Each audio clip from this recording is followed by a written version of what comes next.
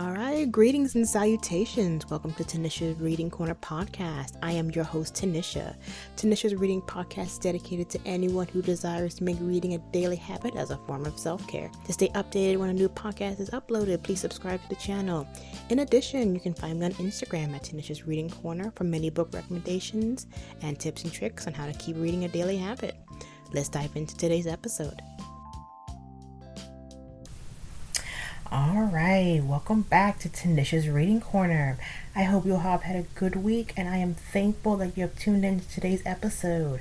I am over the moon excited for this week's episode because it is the first book review of the podcast, and it's on the amazing novel, Sweet, Slow, Plenty Rhythm by Laura Warrell. Set in 2015 about a jazz musician, Circus Palmer, and the many women in his life. Now, before we continue, I want to let you know there are some spoilers in this episode, so if you have not read the book, please press pause right now, go read it, and come back and enjoy the episode. Alright, let's dive in. This is Laura Warrell's debut novel, but she is no stranger to writing. Laura Warrell is a graduate of the creative writing program at the Vermont College of the Fine Arts. Her writings have been published in the Los Angeles Review of Books, Huffington Post, The Rumpus, The Writer, and Post Road magazine. Now, the title of this novel is very interesting, Sweet, Slow, Plenty Rhythm. And it is clearly defined why it's called that in the novel's epigraph. Now, the title comes from a quote by Jelly Roll Morton that goes, "Jazz music needs to be played, sweet, slow, with plenty of rhythm." Right after this quote comes a line from Louis Armstrong that goes, "The chicks didn't live with that horn."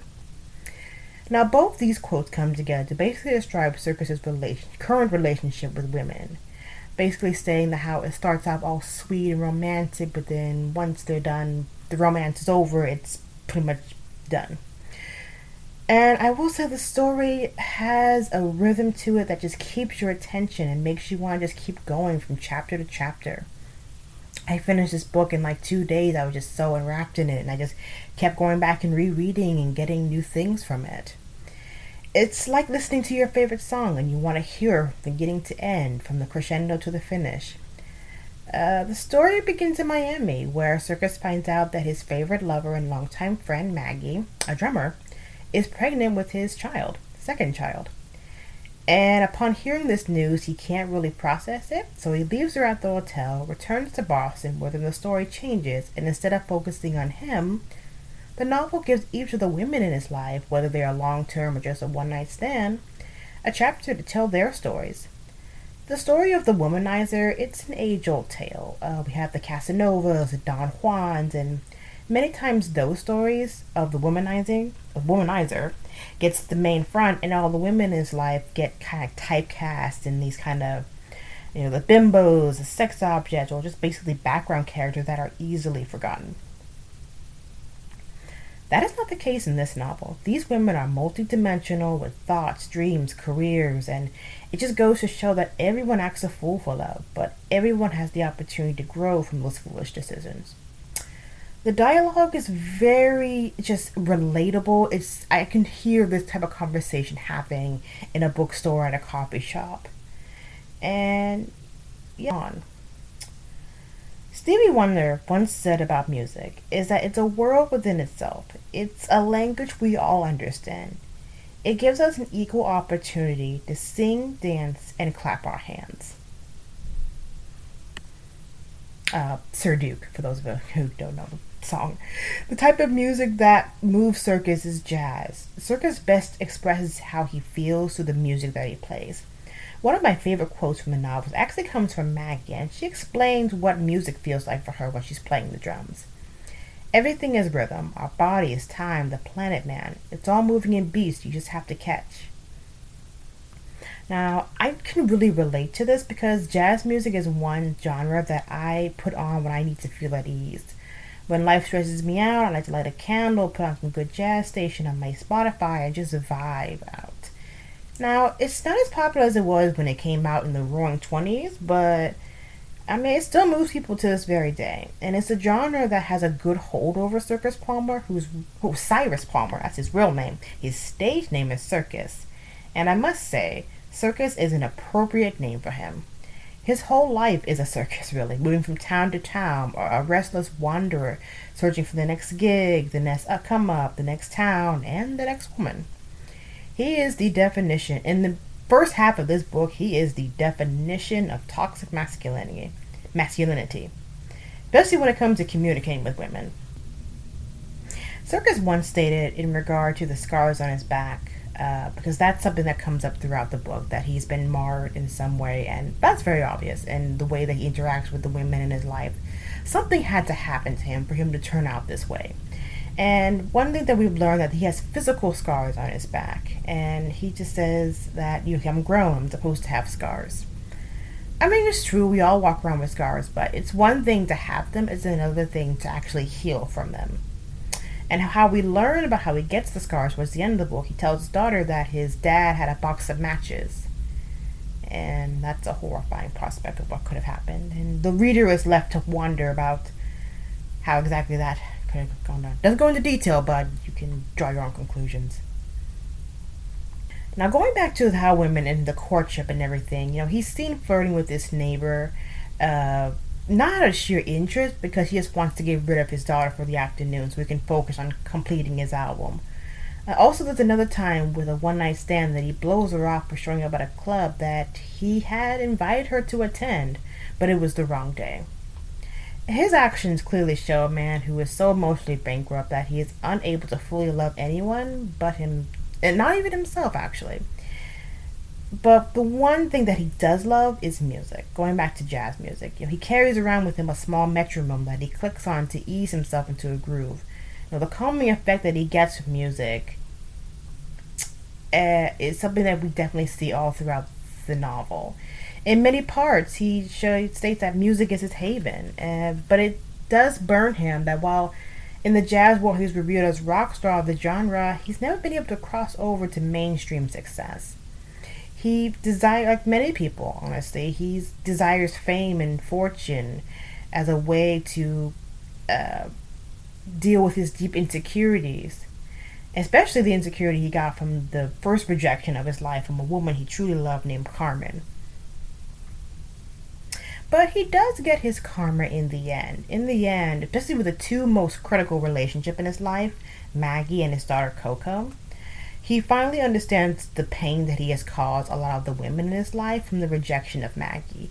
Maggie is pregnant with his child, but towards the end she's like, you know what? I'm not a relationship type of person. And that sting that he got from that rejection, it made him realize, wow, I need to grow and do better.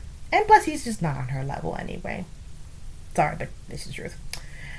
And yeah, Maggie's too much of a free spirit to be tied down to anyone, and that humbles him. And all the love that he missed out on, he then focused on giving towards his relationship with his daughter Coco, which is definitely needed because Coco is at that age. She's roughly 15 throughout the book, where a girl really needs her father's love. And love is definitely a major theme of this book. Real love, true love, but throughout most of the book, a central theme is unrequited love. Loving someone who doesn't love you back and not being able to move away from that person. Because the field of fake love is better than none. Ouch. Unrequited love is a hurt that everyone experiences at some point in their life. Young or old, doesn't matter. For some, it starts in the teenage years, like Coco. Coco, who is clearly suffering from abandonment issues and mommy and daddy issues. I mean, she's a product of her environment, and her mom is Pia, that's her mom, who was the ex-wife of Circus. Pia is clearly going through some type of mental breakdown, so she's not able to be a present parent, even though she's in the household with her. And her dad's been in and out of her life since she was 5, so yeah. You're going into her sexuality at 15, and she's got all these issues with her parents, along with emerging hormones. It's a deadly combination. So her first true love interest comes from her language arts teacher, Mr. Rourke. And, she comes with all these scenarios about what their life could be like together, which I think is normal for any teenager. But then her fantasy is shattered when she discovers that he's having an affair with another student. Ew. Another example of this need for attention, desire for love that's not really returned in a healthy way. They're at a beach with some of her friends, and she and her cousin come across a group of boys she just met, and she's willing to start undressing before them just to get some attention. Now, pause right quick. The goal of reading for me is to never judge the characters, but instead we ask, what is it about their action that really bothers me? And really what bothers me is that how many of you, and just like me, how many of you out there have ever done something stupid or dangerous or just really out of your character in order to get the attention of someone you really liked? Now, Coco's example was very extreme, but I will raise my hand to this. Back in college, I used to send out daily texts in a group chat for wish everyone like a happy coffee day, or happy International Women's Day, or happy this and that, or happy Forest Day. All because, not really because I wanted to celebrate those days, although Women's Day is very important, but all because I wanted the guy that I really liked at the time to see it and respond. Whenever he responded, my heart would flutter, and it was just, cutesy stuff. But when I finally got the courage to express how I felt about him, he calmly told me that, he only saw me as a good friend and was not interested in dating. Ouch. While I appreciated his honesty, he could have been like Circus and played with my emotions, but, it still hurts. The pain of liking someone who doesn't like you back still hurts. And many people in the world can definitely understand that and see themselves in these characters. Because when it all comes down to all of them, all of us, just all of them, the characters in the book, don't know how to give love because they themselves have never really experienced it. And this is the theme of unrequited love is very present in the relationship between Josephine and Circus. Now, Josephine, her name comes up throughout the book. In the very beginning, her name pops up on Circus's cell phone saying, and she's desperate, like, please call me. Why don't you call me back? And he just kind of blows her off.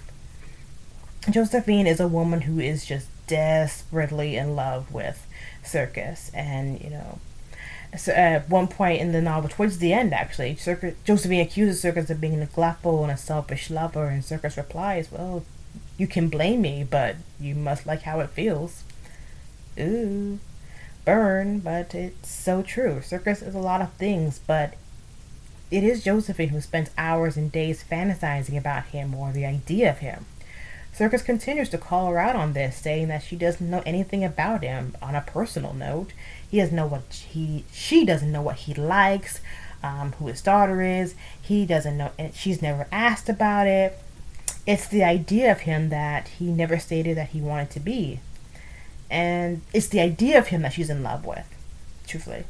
And it's no wonder why Josephine hit him in the mouth with his trumpet after that remark. But he has a point.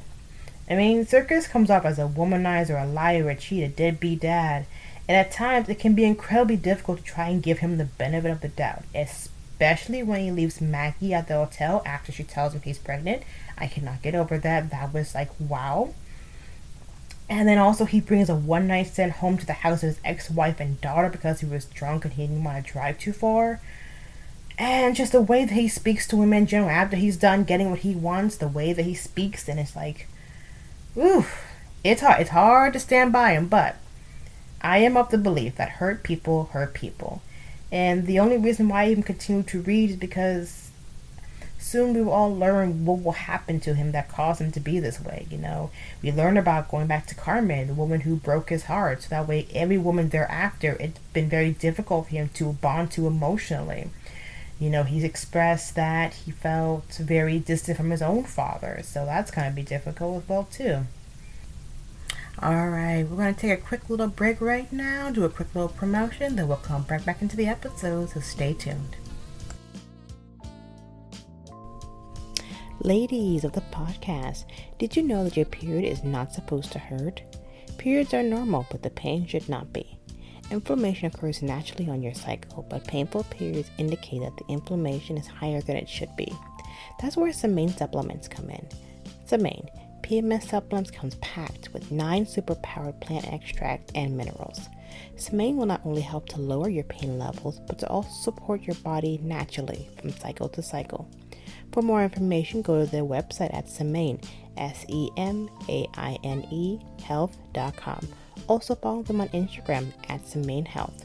Also, listeners of the podcast, when you find a supplement that you like to use, your promo code Tanisha's Reading Corner to get 20% off your first bottle.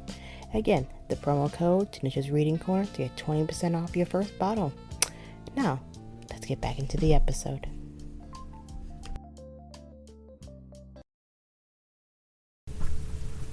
All right, well, thank you for coming back to the podcast. So let's dive right back in.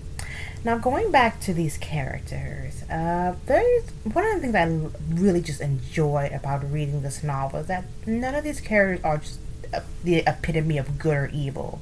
They all have their issues. They all have their problems. So there's no, which for me just shows there's really no right or wrong way to do life, and how we best grow is that we just grow from the relationships and experiences that we go through. Complicated characters make bad decisions, but that makes for good storytelling. I think all of them, really, Maggie, Pia, Circus, Coco, and everyone else, all have to really, at the beginning, have a major character flaw that they just lack a lot of self-awareness. But that's the great thing about stories like this, that it takes you on an arc, and that at the end, really, they all end up in kind of a good place where they all grow up, meet their responsibilities, face the realities of who they are, and based upon who they are, why they made the decisions and choices that they make, and how they can grow into their best selves. Now, each chapter of the novel tells their story from the perspective of the character that is written about. To explain, the very beginning of the novel is called Circus. Circus is part of the story. Then the next chapter is Coco. The next chapter will be Pia, the ex-wife, Coco's daughter. And then another chapter, Maggie, his lifelong lover turned friend. And then Odessa, a newfound love that in the beginning he meets and he feels a connection to, but because he hasn't finished his journey, he can't really pursue anything until towards the end of the novel. And then also Josephine, the desperate lover who pulls a gun out on him because of his lack of feelings for her, and ends up hitting him in the face with a trumpet, which, danger. But each of these women, telling their stories from their point of view, shows Circus all the flaws that are within himself. Circus comes into this really at an age of 40, because that's the age when you start to consider how much time you have left on the earth. You really start to ponder things like, am I happy? Did I do all the things that I wanted to do? Did I make someone else happy? And honestly, he's at that space where he's like, I thought I would be further in life than I am. And he's probably feeling like, I'm too old to try to move forward. So how he placates his feelings of inadequacy is that he uses the women's life as a temporary fill to soothe his fragile ego. Oftentimes in life we always say, I'll be happy or I'll be able to relax once I get to XYZ at this point in my life, instead of just enjoying the journey and getting to that point. One thing that a friend of his said is that, it's never too late. You're never too old to try new things or to do something different. After Josephine injures him with his trumpet, he's badly injured, his bones are broken, and he's unable to play his trumpet anymore.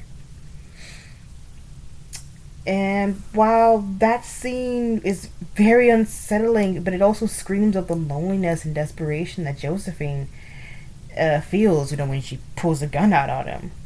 But it just further emphasizes the level of self-hatred and anger that Circus feels about himself.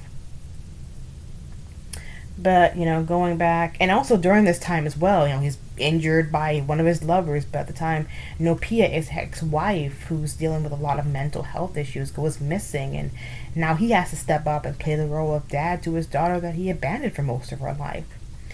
And so there's a lot with that. Well, Coco has a lot of resentment towards him, like, you weren't there. But it's truly through his relationship with his daughter Coco that we get to see the most growth in his character. Now, I will say, Coco at first read, she incredibly irked my spirit because she's just so immature and drab. But then again, I had to remind myself how I was at that age, 15. And she's also, like I said, a product of her environment, an absentee father, an emotionally um, depressed mother.